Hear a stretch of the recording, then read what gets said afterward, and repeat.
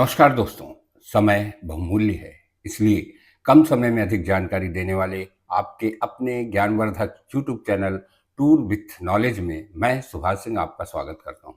आइए आज इस वीडियो में हम जानेंगे चाणक्य नीति के अंतिम अध्याय 17 के बारे में। इस अध्याय में चाणक्य ने छोटी छोटी बातों का मनुष्य के जीवन में क्या महत्व है, इस पर प्रकाश डाला है। दोस्तों, मैंने साधारण और सरल शब्दों में आज के संदर्भ में चाणक्य सूत्र के भावों को आपके सामने रखने का प्रयास किया है। चाणक्य पहले ही सूत्र में गुरु के महत्व को बताते हुए कहते हैं कि किसी भी क्षेत्र में ज्ञान प्राप्त करने के लिए गुरु की आवश्यकता होती है। बिना गुरु के मार्गदर्शन और आशीर्वाद के प्राप्त ज्ञान आवश्यकता पड़ने पर काम नहीं आता। इस सूत्र से हमें शिक्षा मिलती है कि बिना गुरु के ज्ञान नहीं मिलता। चाणक्य दुष्ट और बदमाश व्यक्तियों की तुलना सांप, बिच्छू और मधुमक्खी से करते हुए कहते हैं कि सांप का जहर उसके दांत में, बिच्छू का जहर उसके पूंछ में, मधुमक्खी का जहर उसके सिर में होता है, किंतु बदमाश व्यक्ति का पूरा शरीर जहरीला होता है। उसका प्रत्येक कार्य दूसरों को कष्ट पहुंचाने वाला होता है। इस सूत्र से हमें शिक्षा मिलती है कि बदमाश व्यक्तियों को प्रत्येक कार्य दूसरों को कष्ट पहुंचाने वाला होता है। चाणक्य कहते हैं कि यदि कोई व्यक्ति लालची या लोभी है तो उसे किसी शत्रु की आवश्यकता नहीं, क्योंकि लालच मनुष्य का सबसे बड़ा शत्रु है। यदि कोई व्यक्ति चुगलखोर है तो उसे कोई पाप करने की आवश्यकता नहीं, क्योंकि दूसरों की निंदा करना ही सबसे बड़ा पाप है। यदि कोई व्यक्ति सत्यवादी है तो उसे किसी तपस्या, तीर्थ या पुण्य कार्य करने की आवश्यकता नहीं, क्योंकि सत्य ईश्वर को प्रिय है। यदि किसी व्यक्ति का मन मैला है, दुर्भावनाओं से ग्रस्त है, तो वह कोई भी तीर्थ कर ले, उसे पुण्य फल प्राप्त नहीं होगा, क्योंकि ईश्वर मनोभावों को देखते हैं। जिसके पास कोई उपलब्धि है, कोई यश है, उसे किसी आभूषण की आवश्यकता नहीं, क्योंकि उसकी उपलब्धि ही उसका आभूषण है। जिसके पास ज्ञान है, उसे धन की आवश्यकता नहीं, क्योंकि वह सांसारिक मायाजाल से मुक्त होकर ब्रह्म दर्शन में लीन हो जाता है। वैसे तो मृत्यु किसी श्राप से कम नहीं, किंतु असहाय, पराश्रित, वृद्ध, प्रतिपल कष्ट भोगते रोगी के लिए मृत्यु किसी वरदान से कम नहीं। इस सूत्र से शिक्षा मिलती है कि अप्रिय चीज हमेशा अप्रिय नहीं होती।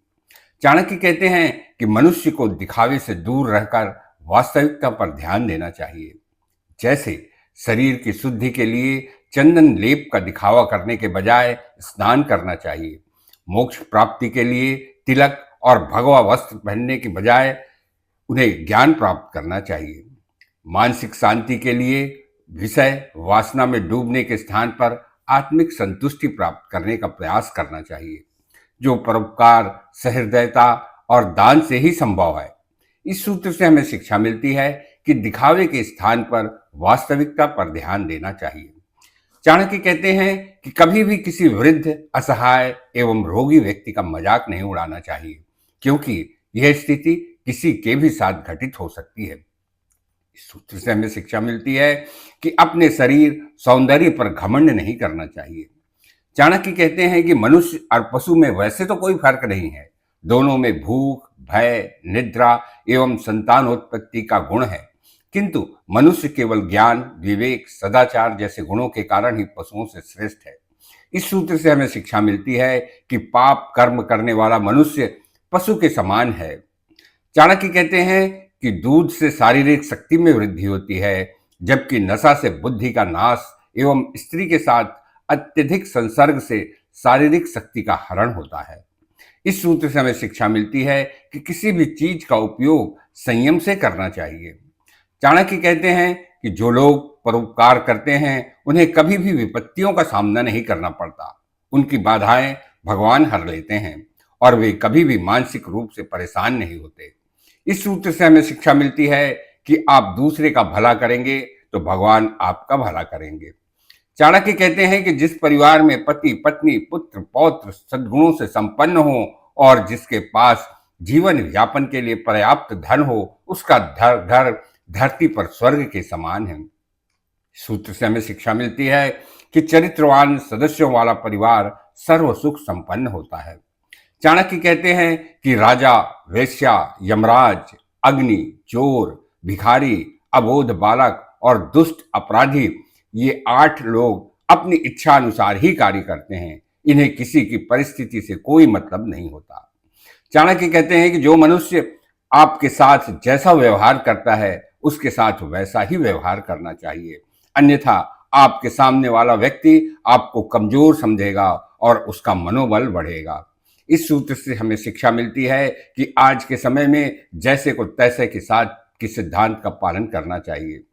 चाणक्य कहते हैं कि मनुष्य अधिकांशतः कार्य मजबूरी में करता है। जैसे धन के अभाव में मनुष्य साधु सन्यासी हो जाता है, किसी परेशानी में या रोगग्रस्त होने पर ईश्वर भक्त हो जाता है, वृद्धावस्था में स्त्री पुरुष ब्रह्मचारी हो जाते हैं।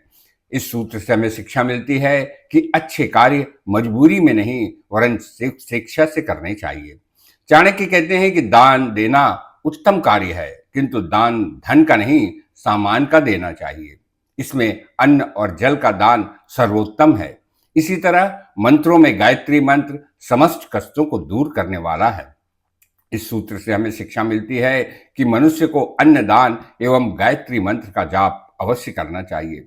चाणक्य कहते हैं कि कई बार अनेक अवगुणों पर एक गुण भारी पड़ जाता है।